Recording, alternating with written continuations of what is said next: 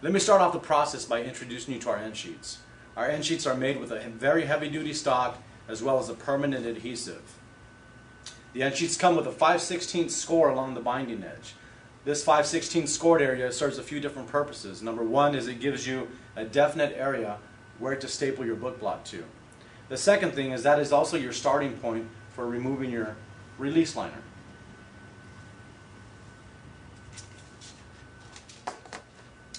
Your end sheets will be bound to your book block.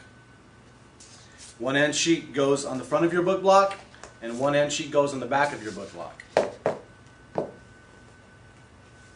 Extremely crucial to the process of book binding is making sure that you staple in the correct area. As I mentioned, that 5/16 area is very crucial. But also very crucial is making sure that you staple as close to the binding edge as possible. We found that most staplers cannot get as close to the binding edge as needed. We staple ours as close as 1/16 of an inch to the binding edge. This is very important because if it's any further out, it'll start to pull out as you open your hardcover. Having it close to the binding edge allows it to be tucked under the hinges and to be secure as possible. Another crucial point is to make sure that you staple as close to the top and as close to the bottom as you can.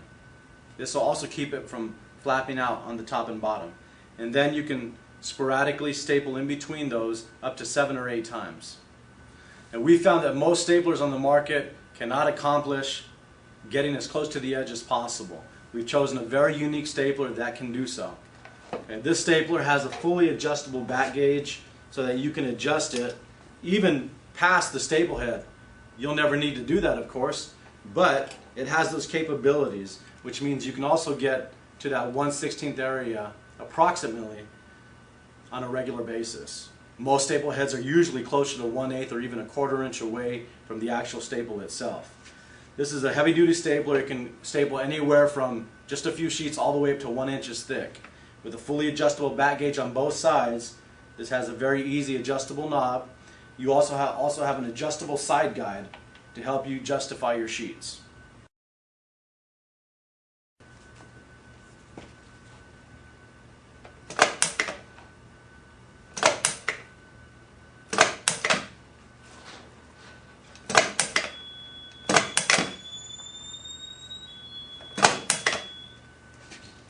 Once you have your stapled book block, you're now ready to assemble a hardcover. Here I have a 4-color printed hardcover, and I'm going to lay this down on our table jig. Now our table jig has about a 1/2 inch lip here, and that's a very important piece also because that's how you're going to justify your book and keep your book square.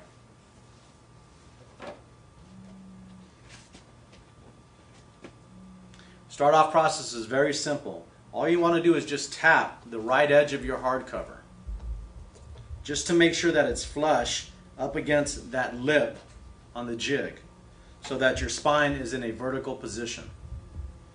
If your spine is at a slanted position, then your book block is going to end up being slanted as well.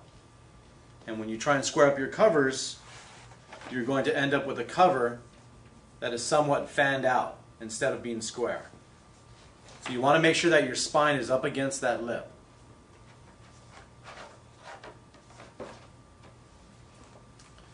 The first thing you want to do on your book block is you want to remove about half of your release liner on the back side. This exposes your adhesive on the back side, and because it exposes adhesive, you don't want to press down right away. What you want to do visually is you want to judge your top and bottom distance to be as even as possible.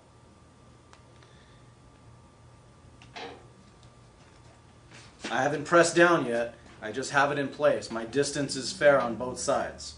Now I'm going to push my right cover up against the spine so that my spine is in the vertical position. Once I know it's in that position, I can grab my release liner and start to pull out.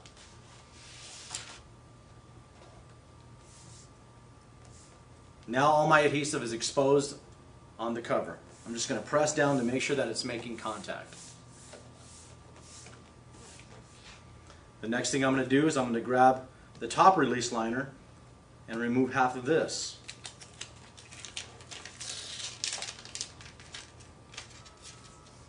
I'm going to press down on my left side of the cover to get it in contact with the adhesive.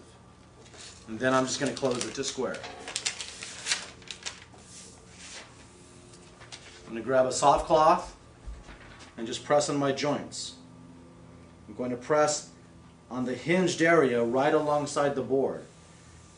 I'm going to do my best not to try and press on the staples because that could create an impression if your staples are not perfectly flat. Turn the book over, do the same thing.